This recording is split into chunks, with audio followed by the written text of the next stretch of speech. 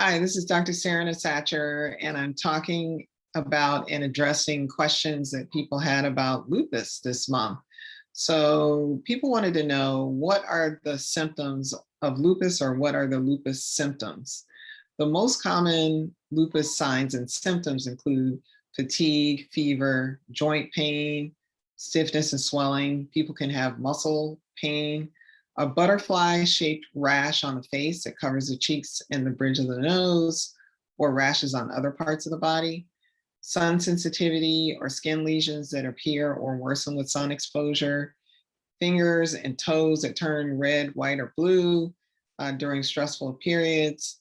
That's called Raynaud's phenomenon, shortness of breath, chest pain, dry eyes, headaches, confusion, and memory loss. My name is Dr. Serena Satcher. You can find me at treatyourselftohealth.com or on social media as Treat Yourself to Health. I look forward to seeing you on the next question.